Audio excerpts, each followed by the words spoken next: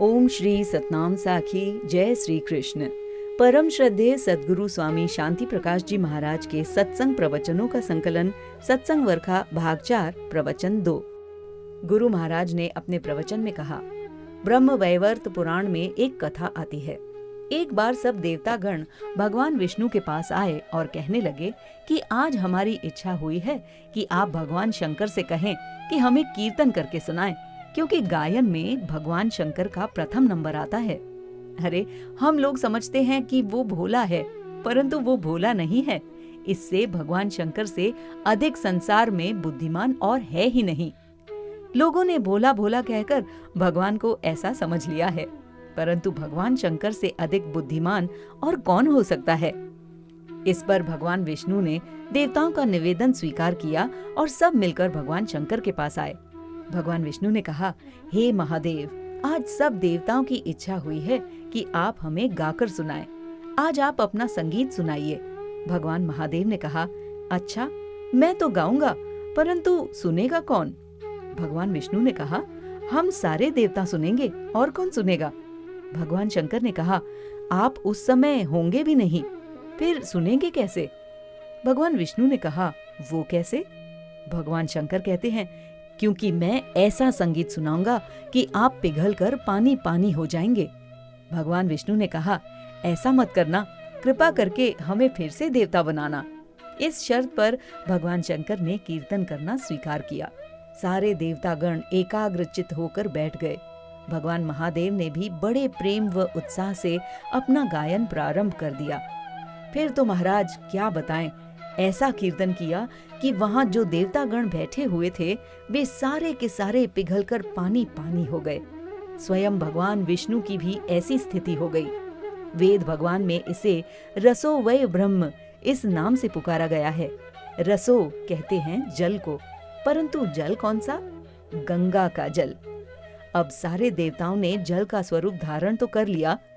ये दृश्य देखकर भवानी भगवान महादेव से कहने लगी, भगवान, ये तो आपने कमाल कर दिया, सारे देवताओं की प्रलय कर दी। भगवान शंकर ने कहा, इन्होंने स्वयं कहा था, मैं क्या करूं? कभी कभी हम भी कहते हैं ना, फलाना आदमी ने ऐसा संगीत सुनाया कि सबका हृदय पानी पानी यानी द्रवीभूत हो गया। भगवान शंकर ने तो प्रत्यक्ष ऐसा करके दिखाया। पुनः निवेदन करने पर भगवान ने एक बार फिर से कीर्तन किया तो सारे देवता अपने असली स्वरूप में प्रकट हो गए। इसलिए जो गंगा जी हैं, वो भगवान विष्णु ने जब जल का रूप धारण किया था तब उसी से प्रकट हुई हैं। आप शास्त्रों को पढ़ेंगे तो आपको ऐसा इतिहास मिलेगा। इसलिए कहा जाता है कि गंगा जी साक्षात भगवान का ही दूसरा रूप हैं। और दूसरी बात, गंगा जी के जल को पानी नहीं कहते, इसे अमृत कहा जाता है, क्योंकि गुरुदेव के चरणों का जल, वीतरागी संतों के चरणों का जल एवं भगवान के चरणों का जल, इन्हें पानी नहीं कहते, इन्हें चरणामृत कहते हैं। अतः गंगा जी तो भगवान विष्णु के चरणों का जल है, इन्हें पानी नहीं कह सकते, इन्हें चरणामृत कहते हैं। अतः गंगा जी तो भगवान विष्णु के चरण का धुला हुआ जल है, इसे भी अमृत कहा जाता है। तभी महाराज जी कहते हैं, देखिए, हमारे देश में अनेक पवित्र नदियां हैं, परंतु गंगा जी की महिमा सबसे न्यारी है। वस्तुतः गंगा जी के जल को पानी नहीं कहते, उसे तो अमृत कहते हैं। गुरु महाराज ने एक प्रसंग सुनाया। एक बार अकबर ने बीरबल से पूछा कि आप हिंदुओं की समस्त नदियों में पानी किस नदी का अच्छा है? बीरबल ने कहा, हुजूर, पानी तो यमुना जी का अच्छा है।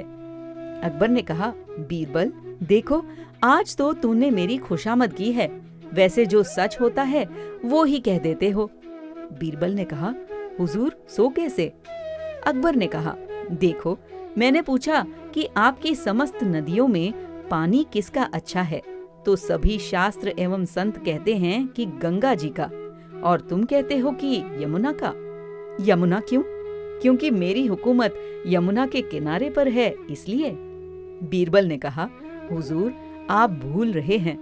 आपने पूछा कि पानी किस नदी का अच्छा है, परंतु गंगा जी को पानी कहते ही नहीं हैं, उसे तो अमृत कहते हैं। क्योंकि गंगा जी भगवान के चरणों से प्रकट हुई है, अतः उसे चरणामृत कहते हैं, ना कि पानी। इस प्रकार बीरबल का जवाब सुनकर अकबर बहुत प्रसन्न हुआ। हमारी भी ऐसी श्रद्धा होनी चाहिए गंगा के प्रति, तो हमें भी पुण्य की प्राप्ति होगी, फिर कल्याण भी जल्दी होगा। बोलो सतगुरुदेव भगवान की जय।